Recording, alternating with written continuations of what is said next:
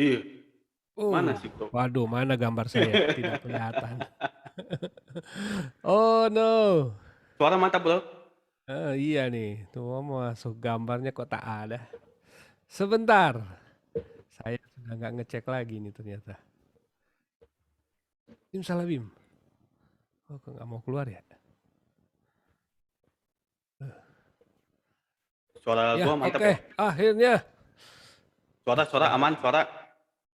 Aman kayaknya ya. Ya, aman, aman juga. Coach Andika. Selamat malam member PHP Indonesia. Selamat bergabung kembali dalam program PHP ID Online Learning edisi ke-184 malam hari ini.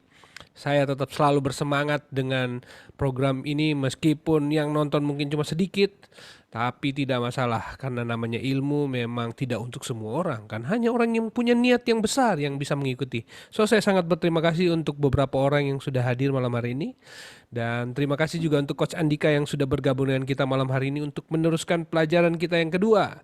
Malam hari ini di program PHP di Online Learning edisi ke-184 di hari kedua di program Digital Agency bersama dengan Coach Andika Wijaya Kurniawan, kita akan belajar topik baru mengenai membangun Bootstrap Digital Agency. Malam hari ini Coach Andika akan berbagi pengalaman, bercerita lah, bersharing buat kita semua untuk biar kita semua melihat pengalaman beliau ketika mulai membangun usaha dari awal. Ini tidak akan pernah mudah, tapi tidak berarti tidak mungkin. Semua juga mungkin. Saya memang gara-gara topik ini saya jadi kepikiran bahwa sebenarnya semua developer, orang-orang yang kepingin membuka bisnis, ketimbang kita mau pakai judul software house yang bikin-bikin software house, kenapa nggak digital agency? Karena digital agency ternyata coveragenya jadi lebih luas. Kita nggak cuma bikin software, tapi kita menawarkan solusi yang lebih baik buat customer. Kita akan membantu bisnis mereka untuk meningkatkan penjualan yang lebih baik, membantu mereka berpromosi di digital. Dunia marketing sekarang yang makin kompetitif, rasanya tidak ada perusahaan lagi yang tidak bisa, yang mau sukses tanpa digital. Saya rasa sudah nggak mungkin ada. Oleh karena itu, mari kita belajar sama-sama dari Coach Andika yang malam hari ini akan berbagi cerita mengenai topik membangun digital, Agency. Bootstrap Digital Agency. Dan seperti biasa, program PHP di Online Learning terselenggara berkat kerjasama PHP Indonesia dengan sponsor-sponsor dalam hal ini dari ya hilang lagi sudah saudara. Dari Kodepolitan, dari Niaga Oster, Kodepolitan, Refactory, Kiskas, Sendit, Rumah Komunitas. Sebenarnya ada satu sponsor lagi yang baru dari T-Labs. Tetapi karena saya masih tunggu kontennya belum datang-datang. Sudah berapa hari saya kontak, mana kontennya. Jadi terima kasih juga untuk T-Labs yang sudah menjadi perusahaan, mungkin teman-teman belum dengarkan. Dia memang memanfaatkan online learning untuk mempromosikan company-nya. Mereka adalah startup juga yang akan bergerak di industri digital. So, tunggu promosi mereka dari T-Labs. Oke, kita akan sambut Coach Andika hari ini. Selamat malam, Coach. Selamat malam. Aduh, ini masih semangat kan? Biarpun jam 9 malam kayak udah ngantuk-ngantuk gitu ya. Tapi biasanya tidur jam berapa, Coach? Eh, jam 3 pagi. Oh my goodness. Wah, luar biasa. Saya kayaknya dulu waktu jadi developer juga tidurnya sampai jam 2 rata-rata. Jam 2 kayaknya masih, sebenarnya mata masih terang tuh mah. Udah, besok mau kerja nih jam 8 jam 9 tidur aja lah. Zaman dulu. Tapi sekarang relatively saya jam 11 jam 12 ada tidur aja deh. Gitu deh. Ya nggak apa-apa sih. It's okay.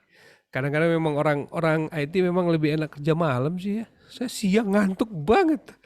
Iya, Aduh, betul. kan? Cuman Iya, cuman iya. kalau kalau gue tuh lebih banyak cek apa?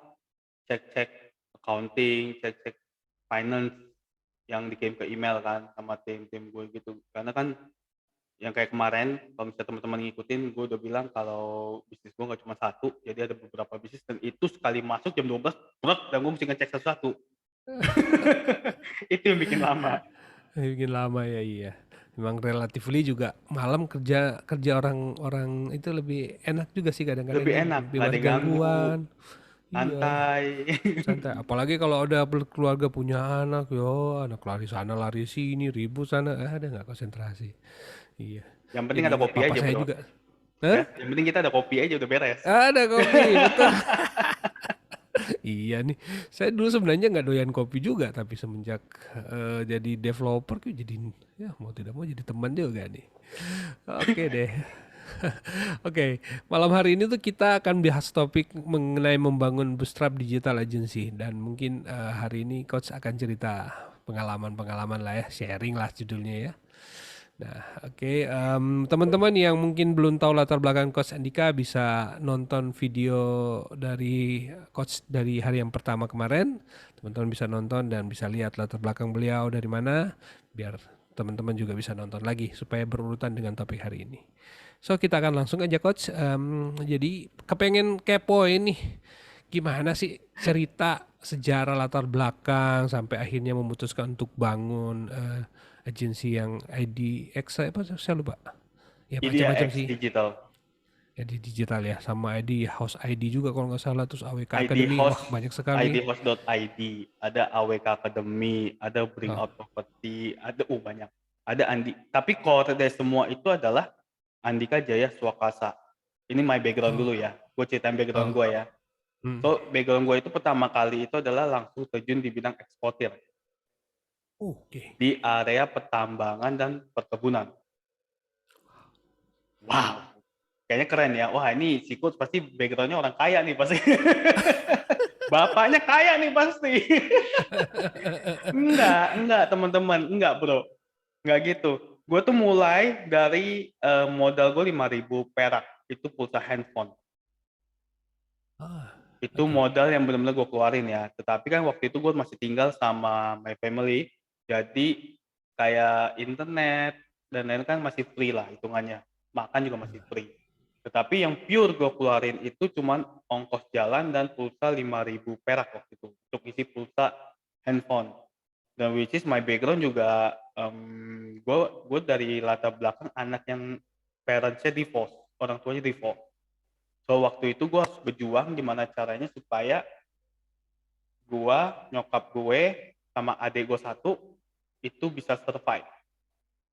Gue 3 bersaudara, yang cewek lagi kuliah di Medan waktu itu, yang tengah. Nah jadi gue tinggal sama yang paling kecil sama nyokap gue, ya kan. Hmm. Nah dan waktu itu kan lagi memanas tuh kondisi keluarga. Jadi kadang-kadang bokap suka nggak kirim duit, ya kan untuk adik gue, minum nggak usah buat gue deh, gue mah udah nggak pernah dikirimin lagi sejak SMP kelas 1. Gue udah cari duit sendiri di situ. Nah, dari situ baru muncul yang namanya ingin bisnis. Kalau nggak gue kalau nggak berbisnis, gue nggak cukup nih duitnya untuk ngebantu nyokap gue, betul ya? Dengan penghasilan sekarang tuh berapa sih? Kalau dulu itu sekitar 3 juta, 2,5 juta mungkin per bulannya, iya kan? Kalau misalnya masih jadi karyawan. So, gue pikir itu nggak cukup dan akhirnya gue terjunlah ke bisnis tersebut gara-gara di sekitar gue itu banyak yang jual arang batok kelapa. Orang butuh kelapa. Ya, jadi gue iseng cari-cari di internet, emang bisa dijual ya? Karena gue masih blank banget dan ternyata benar bisa dijual. Yang gue cari lah pembelinya sampai akhirnya banyak yang namanya angin, ya. Kalau misalnya bisnis begitu kan banyak anginnya ya. Oh, saya pembeli nggak taunya mediator. Dan gue sendiri juga mediator gitu loh, jadi nggak akan ketemu gitu kan. Nah akhirnya gue coba main untuk pertama kalinya di Alibaba. Oke. Waktu itu alibaba.com. Nah gue tawarin arang dan ternyata ada orang Cina dari China sana yang kontak atau balas email gue dan akhirnya kita komunikasi dan dia pengen kirimin sampel. Nah biasanya orang kalau minta sampel belum tentu jadi. Jadi gue pakai strategi tarik bola. Gue bilang ke orang China begini, kalau misalnya lu mau ngeliat pabrik kita, datang aja ke Indonesia. Supaya apa? Supaya bisa ngeliat dan kalau tertarik langsung beli. Karena saya berani menjamin bahwa produk ini bagus, padahal gue nggak tahu produknya. Dari base Normal pengalaman ya. itu, bebas pengalaman marketing yang sebelumnya itu. Jadi gue udah tahu nih celah-celahnya supaya nggak ditolak, ya kan? Hmm. Nah akhirnya singkatnya orang itu datang bertiga rombongan, bertiga mereka datang ke Indonesia dan sebelum mereka datang mereka konfirmasi dulu dong pasti ya. Nah di situ gue langsung ketemu sama petani-petaninya dan I'm good in negotiation akhirnya. Jadi gue negosiasi sama para petani itu bilang nanti ada orang mau datang, ada yang bisa bahasa Inggris gak sini? Gue tanya gitu sengaja, ya kan? Dia bilang, wah nggak ada yang tahu, nggak ada yang bisa pak. Dia bilang gitu. Ya udah, pokoknya nanti gue yang ngomong, lu orang cuma melakukan satu. Gue bilang gitu. Angguk-angguk kepala aja. Jadi pada setuju nih, ya kan? Begitu orang Cina itu datang, singkat lagi ya. Begitu orang Cina itu datang, dia bilang, ini pabrik kamu ya? Gue bilang ke orang petani gitu. Ini barangnya sih bagus kan? Dan yang mereka lakukan apa? Angguk-angguk kepala kan? Angguk-angguk. Padahal yang ditanyakan oleh orang Cina itu ini adalah pabrik kamu bukan. Buat translatein ke orang petani itu adalah barang kita bagus ya. Dan mereka jawabnya iya. Ya. Sampai akhirnya deal. Dealnya itu 3 kontainer. Oh. Langsung 3 kontainer. Ya thanks God-nya semua pengurusan pekapalan dia urus orang Cina itu sampai ke pabriknya mereka lah. Jadi gue cuma dapat bersihnya doang. Yang which is gue bagi lagi kepada petani dan bersihnya gue itu udah lumayan lah ya sekitar di anak umur 21 tahun udah megang per bulan itu ratusan juta kontrak setahun. Jadi setiap bulan gue dapat 100 juta, kita bulatannya 100 juta, berarti 1 miliar lebih selama 12 tahun yang kontrak. Nah dari situ gue nggak puas, dari situ gue kembangin lagi, gue bikin namanya edukasi AWK Academy, ya kan AWK Academy itu gue ngajarin UKM ternyata bisa lo ekspor dengan digital atau internet, nggak harus face to face. Dari situ gue kembangin lagi, akhirnya sekarang mengerucut ke area digital marketing, education, dan digital selling pertama di Indonesia. Gitu. Nah kemudian nggak berhenti situ gue ngeliat banyak banget nih yang nanyain kenapa gue ngajarin digital marketing terus banyak yang nanya yang bisa buat website atau enggak gitu. Walaupun base gue pernah buatin website perusahaan waktu kuliah dulu. Gue pernah, ya kan. Nah, akhirnya gue bilang, oh bisa deh. Awalnya gue freelance. Nah, ini yang kemarin nih, solopreneur sendirian dulu gue buatin karena proyeknya masih dikit, ya kan. Gue buatin sampai akhirnya, kok lama-lama makin banyak permintaan. Nah dari permintaan tersebut, ya akhirnya gue bikin agency. Dulu namanya pertama kali itu tahun 2009, sebelum IDX itu kan 2010. 2009 itu gue sempat gagal di nama Indonesia Digital Agency waktu itu. Karena pengen nasionalis banget kan, pengen ngebawa nama Indonesia gitu. Tapi sucks akhirnya. Nggak jalan, ya kan?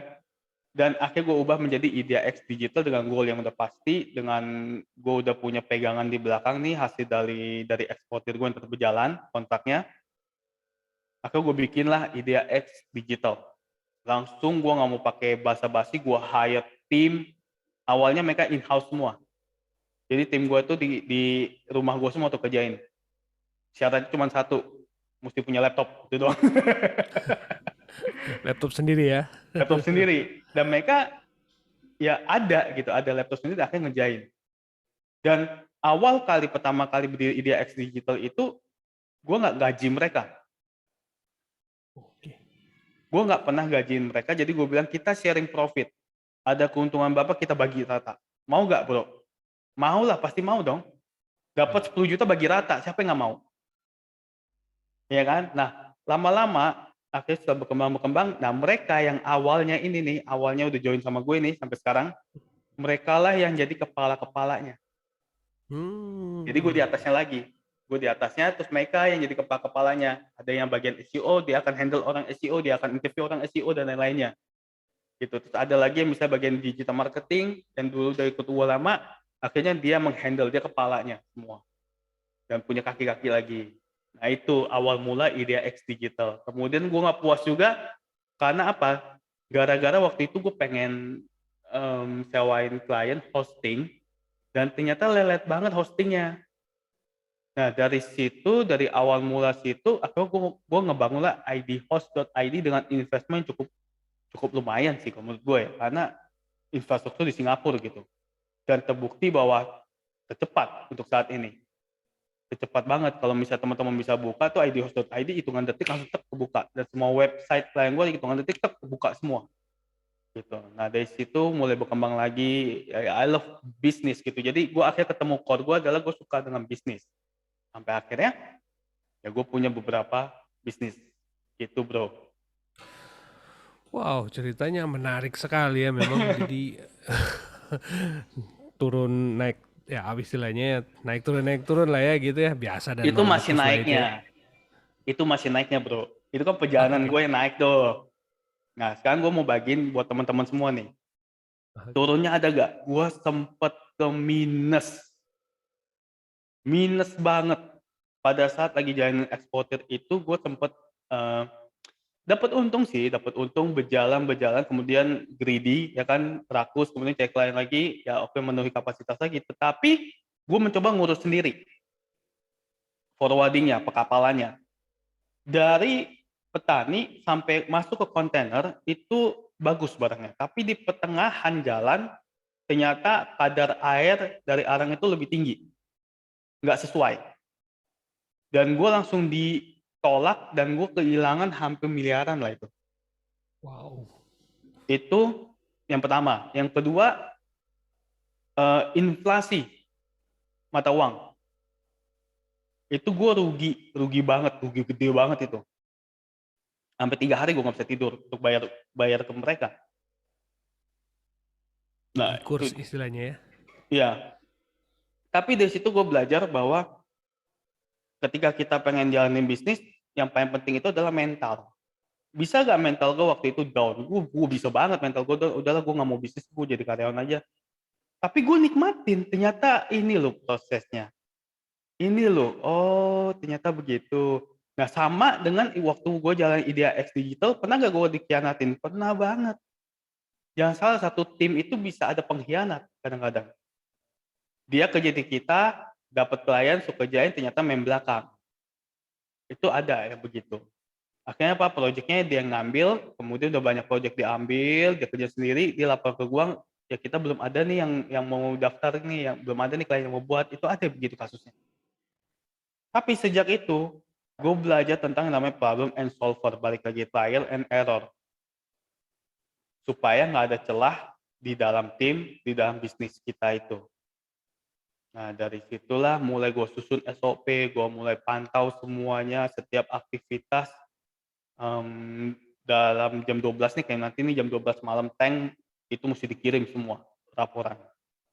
Dari situ gue juga bisa tahu akhirnya, oh, balik lagi buat teman-teman PHP Indonesia kalau mau bangun bisnis, khususnya agency, jangan jangan terhalang karena trial and error. It's good for you sebenarnya untuk bisa kembangin lebih lagi. Dan gue udah habis banyak juga tuh di IDX Digital. Awal kali membangun IDX Digital bukan langsung dapat klien. Enggak.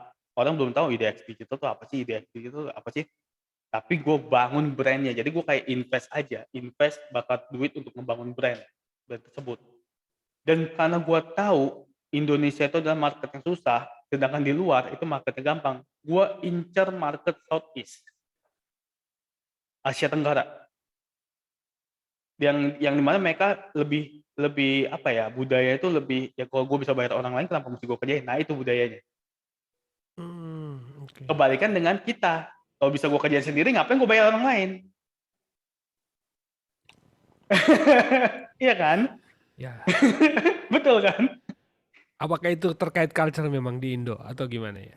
Iya, iya, itu gue juga nggak tahu tuh, budaya itu melekat banget di kita gitu, di kita yang orang Indonesia khususnya ya, di Indonesia. Tapi kalau misalnya orang lain, mereka akan bayar berapapun, yang penting kerjaan gue tuh beres. Jadi mereka lebih Yes. memilih menghemat waktu daripada gue ngerjain sendiri, gue bingung sendiri, entah kalau udah salah gue mesti ngulang lagi, mendingan gue bayar orang. Nah itu mereka begitu. Kalau di kita kan budayanya, kalau bisa kerja sendiri, kenapa nggak kita kerjain sendiri? Nanti kalau misalnya error, by hire konsultan, kalau nggak by hire yang lain. Ya betul. Make Betul sense kan? seperti itu sih. Ya, dan kita yang sebagai developer ataupun kita sebagai agency juga bingung. Udah ruwet, harus dikeluarin nih benangnya satu-satu. Kalau dikasih Iya, tahu, Pak, ini benangnya begini loh. Ah, masa sih begitu? Ngeles. iya, iya, Iya iya. kan? Nah, dari situ juga gue belajar akhirnya, oke, gue ganti strategi, akhirnya gue ke Southeast Asia. Makanya ide X Digital itu, kalau misalnya diambil kata kuncinya adalah lebih ke Southeast Asia sebenarnya, Asia Tenggara, yang which is luas banget. Tapi gue memegang tiga area. Kalau sekarang ya, kalau dulu 2 area, Filipina dan Indonesia. Filipina dan Indonesia. Oke, Heeh. oke. Kenapa Filipina? Karena di Filipina itu mayoritas orang-orang pemalas. Iya ya. Iya memang saya juga kalau di komunitas IT saya ngerasa kayaknya di Filipina memang ya relatively mereka kurang apa ya? Ya, mungkin karena malas itu kali ya tadi ya. Iya, jadi mereka lebih baik gue bayar orang lain gitu loh, berapa peso is good for them gitu, daripada gue mesti ngerjain sendiri, gue buang waktu, gue nggak bisa jalan-jalan, nggak gitu. Oh, iya, iya, iya. Oke, nah sekarang kalau misalnya mau menilik lagi, kenapa ini dari ekspor itu terus masuk ke digital? Apa karena memang related atau memang ditinggal salah satunya? Nah, sebenarnya gue masuk eksportir itu pertama karena gue seneng ini ya, seneng hal apa ya, seneng yang berbau tentang luar, ekspor. Dan gue belajarnya otodidak, karena gue ngeliat ngeliat bokap gue itu, dia dulu kan ekspor impor alat tulis, Hmm, ATK ATK. TK. Nah, dari situ gue kan dari kecil ngeliatin dia, oh enak juga ya, oh bisa sampai kebeli mobil ini, mobil itu, ya kan. Nah, akhirnya itu kan kita ini kan nggak mungkin lepas dari pandangan seorang papa, ayah gitu ya. Ya. Nah, gue pengen mencoba apa yang bokap gue lakukan. Dan gue cobalah, karena di lain sisi kepepet juga ya kan, karena waktu itu butuh money untuk hidupin keluarga, hidupin my mom, little brother ya kan. Dan mau nggak mau akhirnya gue terjun ke situ. Tapi passion gue tetap nggak hilang, passion passion gue itu tetap di IT sebenarnya. IT Oke. and Business Management. IT and Business Management. Jadi gue suka banget dengan bisnis, gue suka banget dengan IT, kenapa nggak gue gabungin?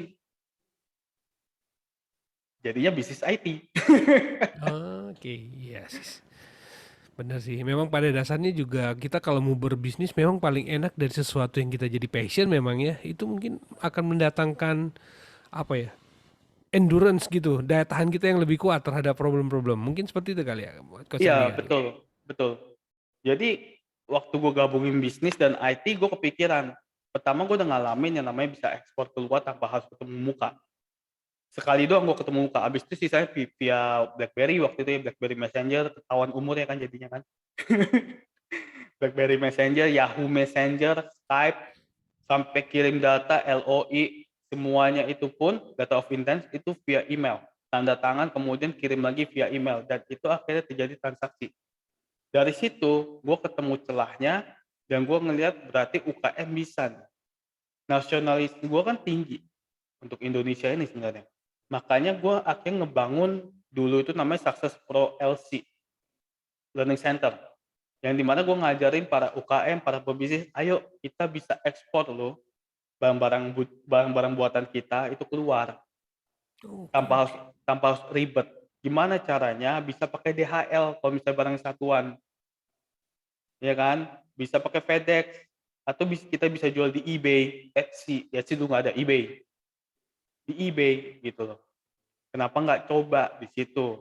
Akhirnya kebanyakan orang nanya strateginya apa, digital gimana? Ya udah gue kembangin lagi jadi digital marketing materinya.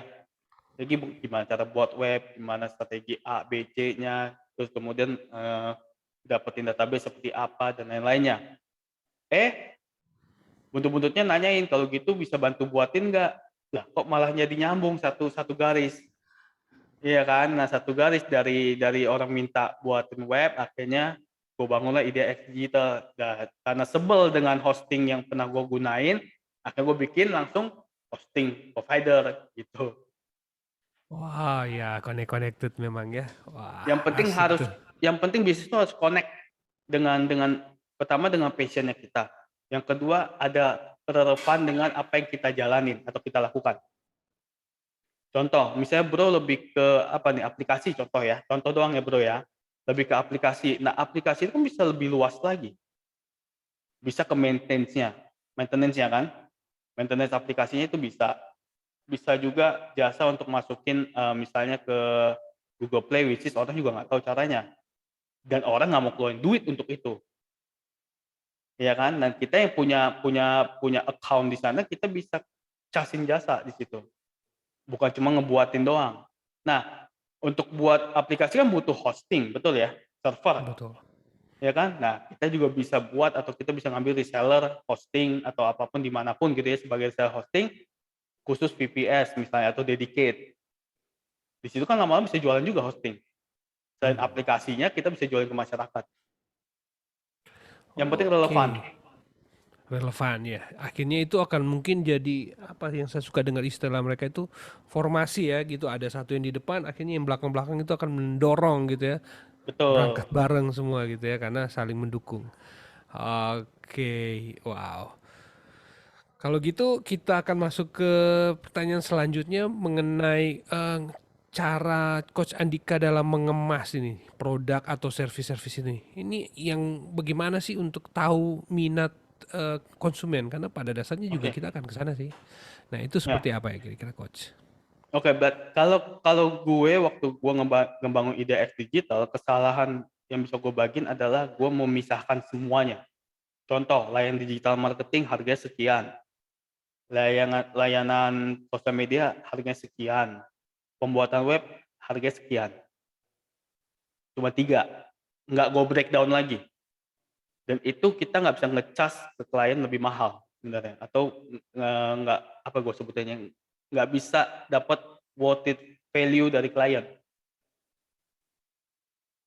Dari situ gue belajar, oke, gue mesti pecahin nih, web development dibagi lagi, jasa pembuatan website perusahaan harga sekian, jasa pembuatan toko online harga sekian, ya kan, jasa pembuatan blog personal brand kita ada tuh, ya kan, harga sekian.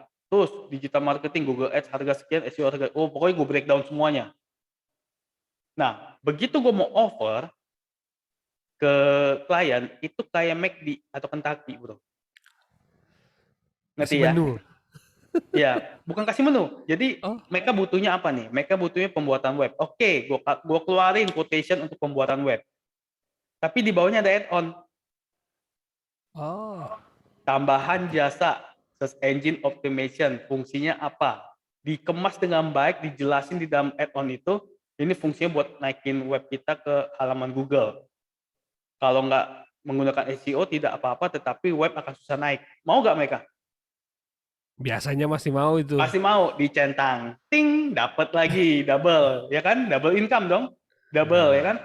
Nah, kemudian sekarang eranya sosial media, kita memiliki jasa sosial manajemen, ya kan? Nah, kalau tidak mau juga tidak apa-apa, dan ini ada opsional, tetapi akan ketinggalan dengan kompetitor. Centang nggak? Centang. benar juga. Sama kayak McD kan, ketika kita udah pesan atau kayak Kentucky gitu, kita udah pesan semua makanan, mungkin mau ditambahkan menu yang ini atau mungkin yang itu, Iya betul. ya kan, dan itu pun dipakai sama retail, Indomaret, Alfamart, ya kan, ini kali-kali dapat sponsor. Bundling bukan banding istilahnya ya, apa ya? Add-on ya sih memang ya. Iya kan. Benar.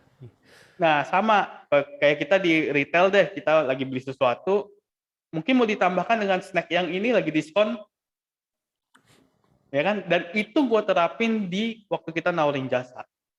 Jadi mereka ketika udah pilih, ya kan, totalnya anggaplah totalnya sekitar 25 juta, contoh doang ya, kecilnya 25 juta. Ketika mereka mau bayar, atau mereka masih tanya, gue biasanya suka kasih surprise, tim gue tuh suka kasih surprise. Pak, Bu, dapat potongan ya, senilai sekian. Dan itu akan diingat. Dan itu cara gue mengemas masing-masing. Jadi, kayak misalnya ada 3 kategori tadi, jasa pembuatan web, digital marketing, sama sosial media, dan itu gue rolling aja. Ketika orang pilih sosial media, gue tanya dulu kebutuhannya, butuh Facebook Ads-nya nggak? Gitu loh. Kalau misalnya mereka bilang nggak butuh, oke. Sekarang ini eranya web semua lo berbasis web dan kita bisa integrasikan sosial media lo dengan web yang akan lo buat. Mau nggak? Nah, kalaupun dia kekeh dia pengen sosial media manajemen doang, ya sudah kita kerjain. Berarti itu udah fix dia. Gitu, Bro. Oke, wah menarik. Ini bisa jadi inspirasi buat teman-teman. Jadi mungkin selama ini hanya fokus jual ban bulat-bulat lansam gitu ya. Nah, sekarang waktunya untuk teman-teman pecah-pecah gitu dan jelaskan setiap benefit setiap produk supaya itu jadi add-on sama seperti yang Coach Andika jelasin malam hari ini. Daripada, Oke. sorry, gue potong lagi. Hmm. Daripada kita banting harga murah, mendingan kita bundling. Kita bundling kasih diskon. Jadi kesannya tuh nggak kayak banting harga gitu. Iya kan?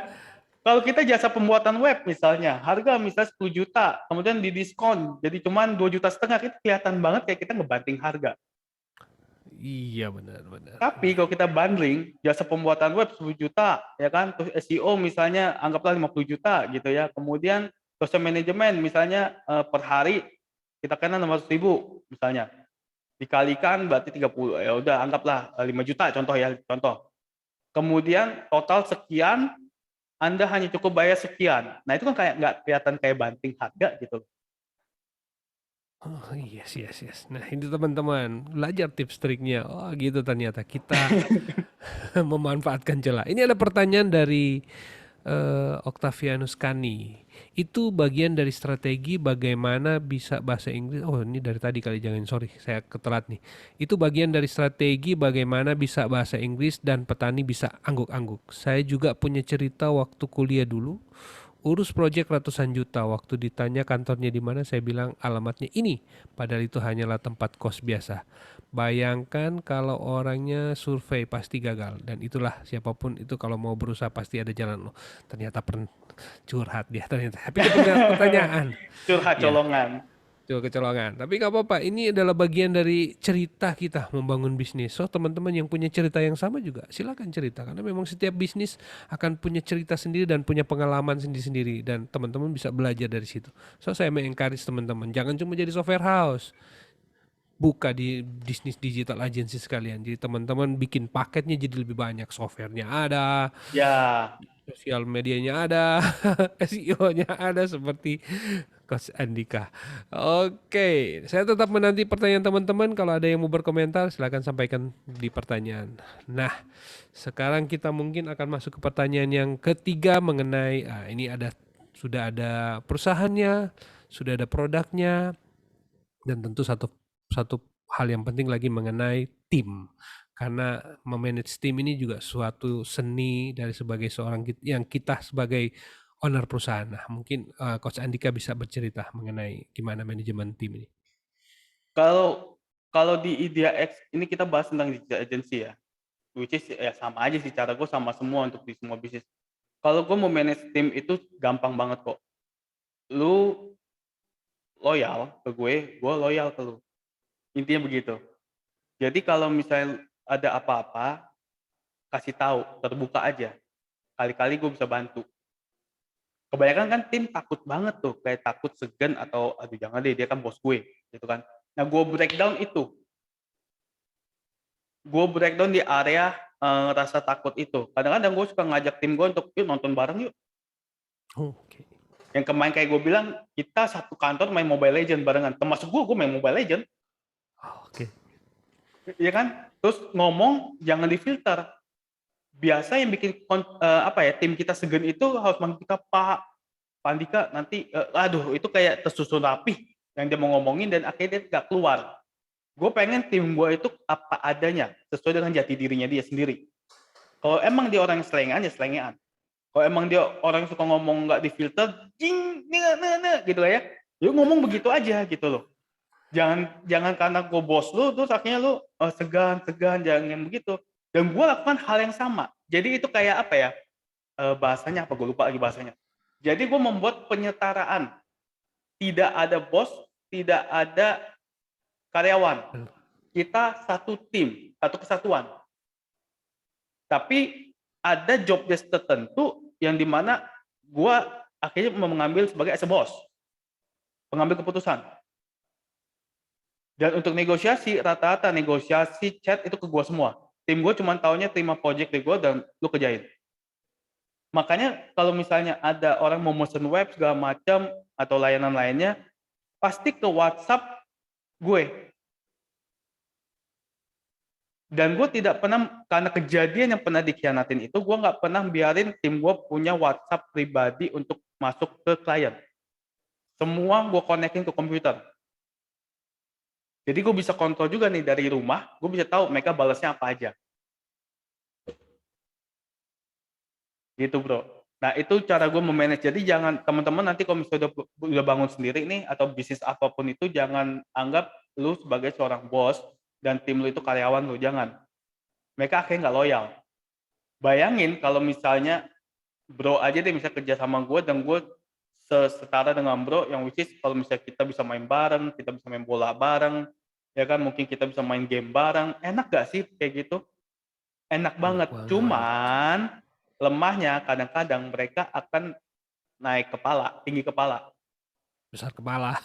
besar kepala, dan itu pernah gue alamin.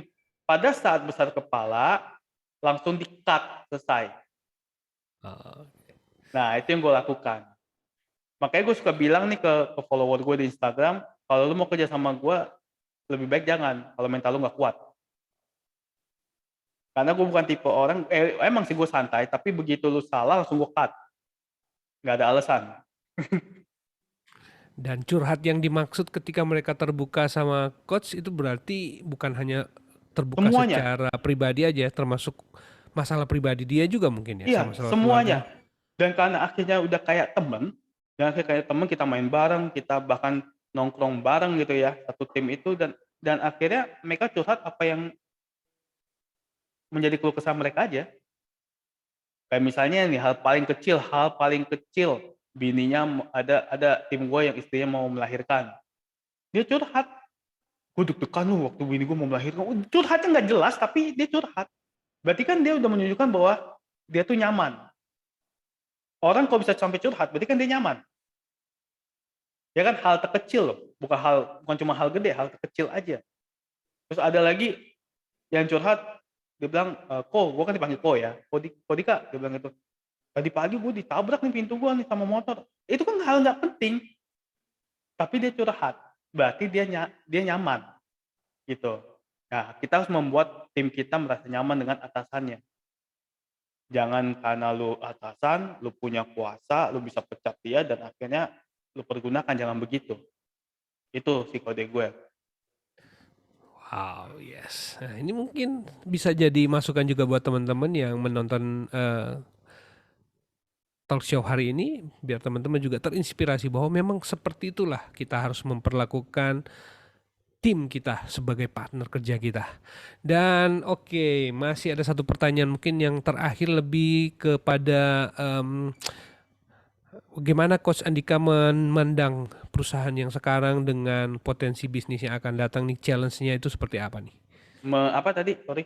Challenge-nya, jadi company yang sekarang kita hadapi apalagi kondisi COVID sekarang dan gimana bisnis untuk tetap survive atau mungkin untuk harapan bahwa punya rencana-rencana yang lebih besar lagi di hari-hari yang datang. Mungkin bisa share? Oke. Mmm, Setiap orang beda-beda ya, setiap orang beda-beda, tetapi kalau gue pribadi ketika gue sebelum bangun Ide X Digital, masih dalam bisnis kanvas, ya bisnis kanvas, itu gue udah susun 25 tahun ke depan bisnisnya mau kemana. Dan setiap kali gue ngebangun bisnis, gue pasti susunin ya at least kalau lu nggak bisa mikirin goal sampai 25, at least 10 tahun ke depan. Bisnis kemana, dan Idea X ini punya goal yang apa ya, yang tinggi sih dari gue pribadi personal ya. Dan udah tercapai, yaitu apa, gue masuk ke ranah Southeast Asia. Nah, gue lagi mau masuk ke ranah yang namanya US, makanya gue buka kantor di US. Gue pengen orang tahu Idea X Digital, orang US yang masuk Amerika tahu ada Idea X Digital dari Indonesia yang buka kantor di sana gitu loh. Dan gue terinspirasi banget dengan salah satu tokoh, Gary V, mungkin pada kenal ya Gary V. Dia punya ide, dia punya digital agency yang which is cuman di New York only dan bisa segede itu. Nah, kita Indonesia yang lebih gede daripada sebatasan New York atau kita gue nggak bilang Amerika ya, gue bilang New York only, yang part of Amerika cuma segini dan kita punya segini landscape-nya. Masa iya sih nggak bisa ngebangun agency, nggak bisa menggait market kita, kan aneh. Nah, itu yang idea X atau goal-goal berikutnya akan kita jalanin. Nah, mengenai tadi pertanyaan Bro, kedepannya bagaimana nih peluang bisnis ini? Masih sangat luas Bro, luas banget. Apalagi dengan era pandemi sekarang nih teman-teman PHP Indonesia, potensinya akan semakin banyak orang yang butuh solusi untuk jualannya bisa laris. Dan kita, balik kayak kemarin kalau misalnya pada ngikutin, gue udah bilang kita itu sebagai penengah. Ya, kita ini sebagai jembatan. Kita yang menjembatanin antara dunia digital dengan orang yang mau memakai digital. Kita ini di tengah jembatannya nih. Nah, kalau misalnya mau pakai dunia digital, ayo lewat kita yuk. Nah, mindsetnya harus begitu. Supaya apa? Supaya bisa dapetin klien lebih gampang. Bisa dapetin konsumen lebih mudah. Kalau kita mindsetnya sama kayak mereka yang waktu kita ngebangun agensi ini atau kita ngebangun bisnis dan kita pengen jualan juga, nggak ada bedanya dengan mereka. Dan tidak akan bisa maju. Dan itu gue pernah sharing ke teman gue lah ada. Dan sekarang dia udah maju. Wow, mantap, mantap, mantap. Wah, kita doain sama-sama lah dan kita semoga dikasih kesempatan lah untuk bisa meraih cita-cita yang mulia ini karena Indonesia butuh lebih banyak lagi orang-orang seperti Coach Andika yang akan membangun negeri kita. Kita orientasinya juga ekspor gitu. Kita orientasinya Asia, Asia bahkan dunia. Wah, wonderful sekali, Coach Andika. Tapi itu sudah jadi pertanyaan kita yang terakhir dan teman-teman ada coba saya scan dulu ada yang bertanya nggak ya? Oh ada ini, ada Dewan Pribadi. Bang Dika pernah mengalami timeline waktu yang kita berikan ke klien molor. Bagaimana cara menghadapi kliennya dan strateginya? Ini jadi pertanyaan terakhir. Baru kemarin kita bahas tuh Bro. Kelemahan digital agency itu adalah di timing. Nah, cara gue menghandle ya, itu adalah dengan gue ngomong apa adanya. Gue bilang, ini karena materinya banyak banget, jadi kita butuh pengunduran waktu. Tapi dalam waktu kita mengadakan pengunduran waktu itu, waktu berikutnya harus fix. Lu nggak boleh mundur lagi. Klien itu biasanya konsumen atau klien cuman kasih toleransi sekali. Ya, diingat ya teman-teman ya. Toleransi cuma sekali. Jadi ketika kita minta lagi, mereka akan kecewa. Tidak tepat janji. Nah, makanya pada saat minta pengunduran waktu, dipikirkan matang-matang jadwalnya. Jangan sampai kita minta 2 kali. Kalau di gua sih begitu. Ya, kita kan nggak tahu nih kondisinya apa. Tapi kalau misalnya kondisinya karena ada tim yang sakit, ya kan, kayak waktu itu programmer gua kena COVID, ya kan. Dan gue bilang ke klien gue, programmer kita lagi kena COVID dan harus bed rest di rumah sakit, nggak bisa ngerjain. Jadi kita minta izin untuk pengunduran waktu, ya hitung aja sendiri. Gitu. 14 hari untuk COVID, kemudian pemulihan 14 hari lagi sekian. Berarti segitu pengunduran waktunya. Nah, karena kita udah jujur, kita udah terbuka apa adanya, dan akhirnya si klien pasti oke. Nggak mungkin enggak. Manusia itu pasti masih punya hati ya. Manusia itu masih punya hati, masih ada rasa kasihan. Pasti dia akan izinkan untuk mundur, apalagi tentang sakit. Itu sih caranya. Lebih terbuka lah ya kepada customer, Ya, yang customer penting akan jadi terbuka, lebih memahami. yang Oke, penting setuju. terbuka dan jujur.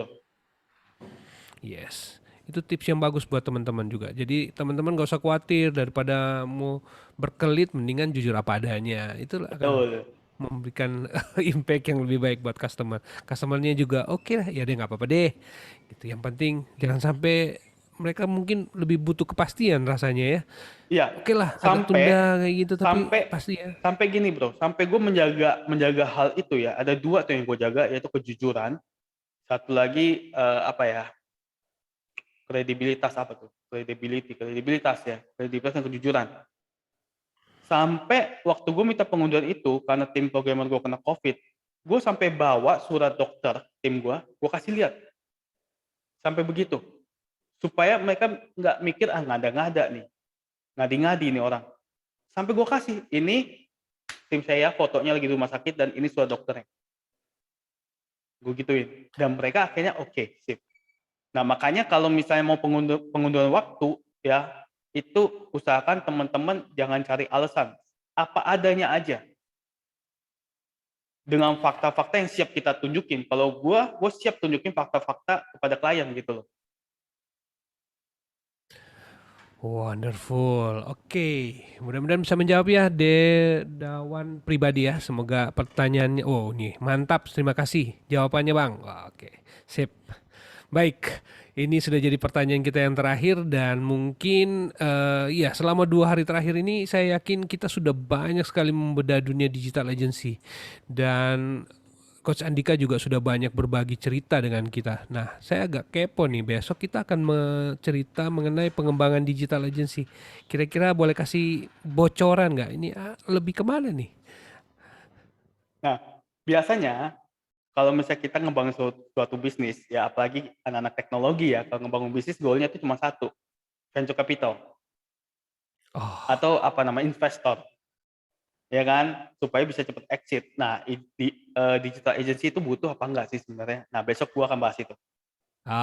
Oke, siap. Wah, ini yang paling asik. Iya, aspek paling penting itu. Ini bukan begini loh, ini. Baik. Dari gini, bro, dari gini bisa jadi gini. Ya, benar. Oke, baiklah. Waduh, mantap sekali. Coach, thank you banget nih untuk sharing kita malam hari ini. Waktunya sudah selesai dan kita akan sambung besok malam. Oke, teman-teman, jangan lupa bergabung lagi besok malam di tempat yang sama karena kita masih ada topik pengembangan digital agency. Venture capital penting gak sih? Ini. Jadi jangan sampai ketinggalan. Teman-teman yang ketinggalan dengan topik kemarin bisa bergabung di channel Tekno Bareng Peter. Teman-teman bisa search lagi video yang kemarin dan yang hari ini dan besok juga. Tolong bantu saya juga teman-teman untuk promosikan event ini ke lingkaran circle teman-teman di Facebook ataupun di sosmed yang lain agar banyak teman-teman yang bisa dapat ilmu mengenai ini. Karena ini saya yakin teman-teman juga butuh sebenarnya untuk mengembangkan karir, untuk mengembangkan kesempatan. Apalagi hari gini nih, ini inflasi kemana-mana. Kalau teman-teman nggak punya inisiatif untuk mencari kesempatan baru untuk meningkatkan income, bagaimana caranya kita bisa kejar-kejaran sama kebutuhan yang makin meningkat ini. Jadi kesempatan untuk bikin digital agency adalah kesempatan teman-teman untuk meraih kesempatan untuk mengembangkan karir, mengembangkan income juga, dan untuk masa depan teman-teman yang lebih baik. Oke, terima kasih Coach Andika dan kita akan ketemu besok. Dan untuk ucapan terima kasih untuk Om Irfan Maulana dan Om Luri Darmawan yang terus membantu terselenggaranya program ini. Teman-teman yang mau mengakses pembelajaran PHP Audio Online Learning dari edisi 1 sampai dengan 184 malam ini bisa berkunjung ke learning.byphp.id dan atau follow Carikbot di Telegram dan teman-teman bisa ketik topik-topik yang sesuai dengan topik yang teman-teman interest. Jadi teman-teman bisa ajari coding, PHP ID Learning misalnya tentang digital agency. Nah, topik-topik tentang digital agency teman-teman bisa nonton lagi. Dan PHP ID masih membutuhkan donasi dari teman-teman yang mau berpartisipasi. Silakan berkunjung ke s.byphp.id/donasi untuk donasi receh dari teman-teman.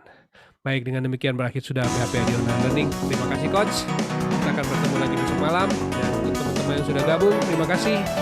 Salam sehat selalu dan tetap semangat dan tetap berjuang di 2022 ini. Kita akan going to next level. Bye-bye.